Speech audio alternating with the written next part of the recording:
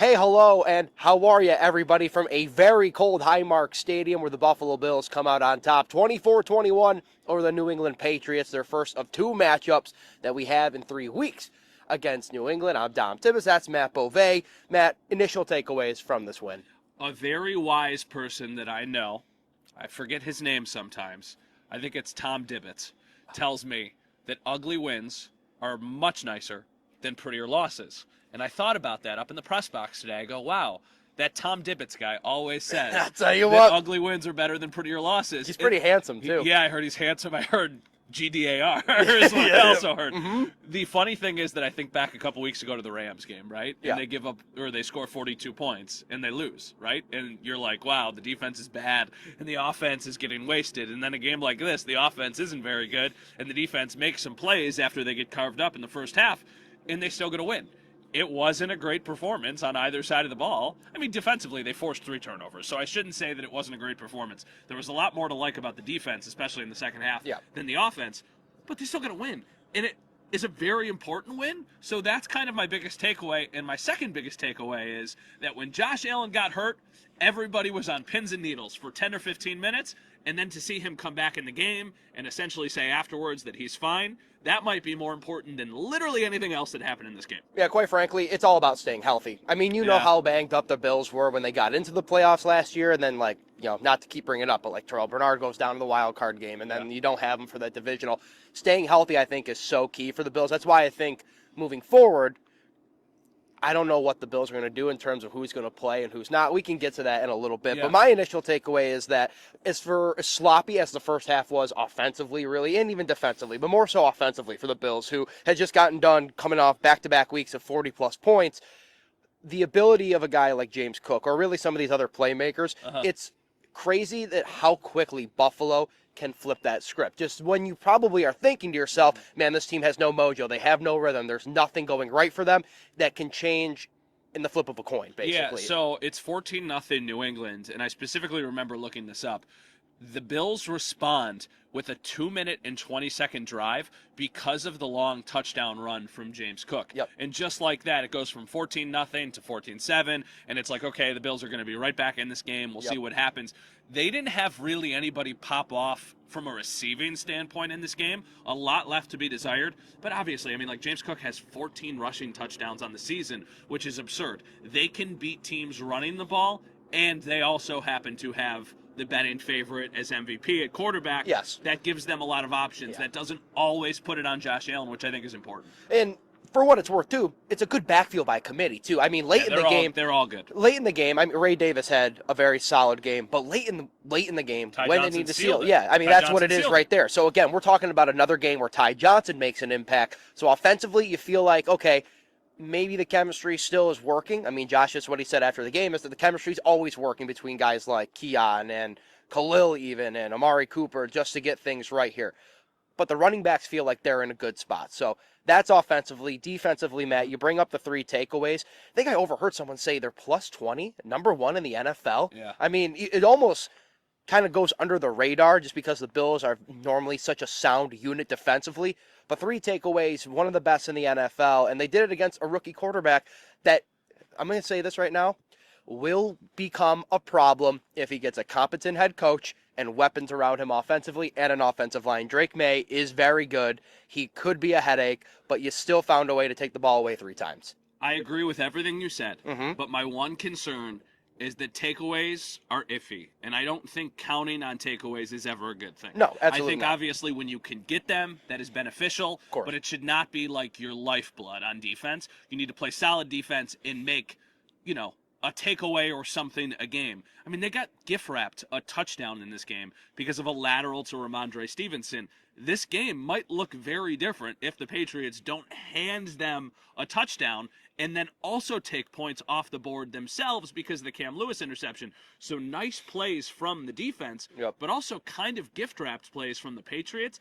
I don't think you're going to get that same level of, just ineptitude in the playoffs because you're going to be going against better teams. Right. So I like that we saw the resiliency from the defense, but I don't know if you want to get to that point or count on that when the games start to matter more. The only thing I can just say to refute it, because you're right. You are right. That is not what you want to bank on in the moments when you're going against the Kansas Cities and the Baltimores and the Pittsburghs that you're going to see in a couple weeks when the playoff starts. Yeah. But when you needed it, you got it, and that's a good sign because that's a team that you're better than. And give the Patriots credit, they've lost a lot of games. I don't even know what now because it's another one-score game. 12 or something. But they've also lost a bunch of those games by one score or less. Yeah. So the Patriots are not as bad as their record seem. They just don't have, I think, the things that take them over the edge in this moment. But you're able to do that to a team that you should have won. And at the end of the day, like you said, ugly wins are better than pretty losses. Is there anything else that kind of stood out to you about this one? They have an issue at linebacker behind Matt Milano and Terrell Bernard. Now, when I say issue, I mean I like Dorian Williams' game today a lot. He came in and I thought he did a lot really well. He probably wasn't 100% healthy, No, and he wasn't. And Sean McDermott kind of alluded to the fact after the game that they were trying to save some of it for him. Like, he should have been playing instead of Balen Spector. They were targeting very specifically, the Patriots, guys like Balen Spector, Kyer Elam, and Cam Lewis. Now, Cam Lewis completely redeemed himself because of the interception. But Kyer Elam took a bunch of penalties and was getting, beat. And then the same thing can be said for Balen Spector. So if they are without Milano, Bernard, or Dorian Williams, that is going to be a problem. Yeah. I mean, they did play this game without Taylor Rapp, without DeMar Hamlin, without Rasul Douglas, right? It looks different with those guys there.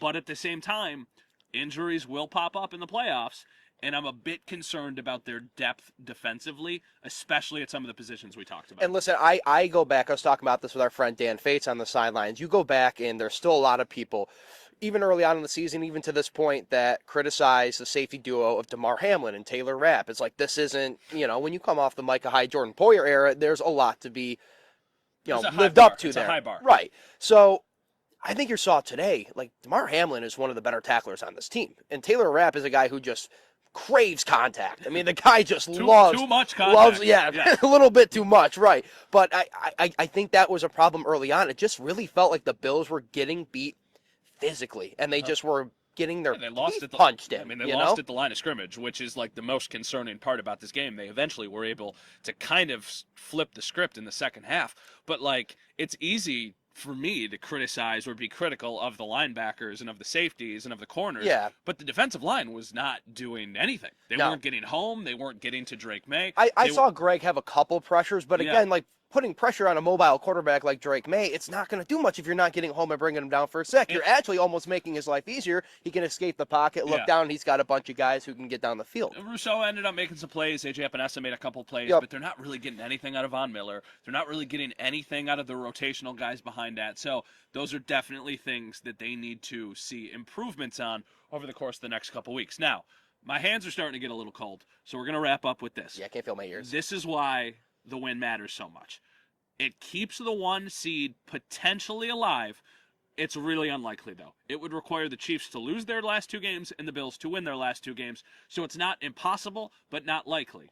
The number 2 seed means the Bills have to win one of their final 2 games, or a Ravens and Steelers loss in either of their last 2 games would guarantee the Bills at worst the number 2 seed, which means wild card game at home. If you win that game, the next round will also be here in Orchard Park, and then you wouldn't go on the road until potentially the AFC Championship. Also, the interesting layer here is if that ends up being the Chiefs, the 1 seed, that means you would not play the Chiefs until the AFC Championship, no matter what, because of seeding.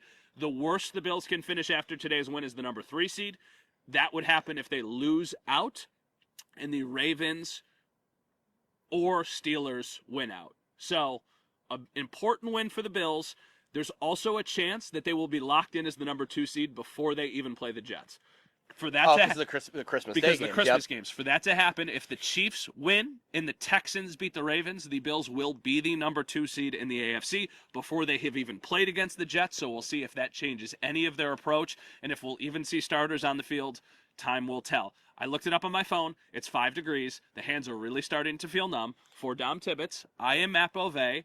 Happy Hanukkah, Merry Christmas, Happy Kwanzaa. We hope you all, Michael Schwartz is back there. And happy holidays. He is pumped. Bumping because I mentioned all of the holidays. We hope you have a lovely holiday season from Dom and I. We'll talk to you guys soon. Happy holidays.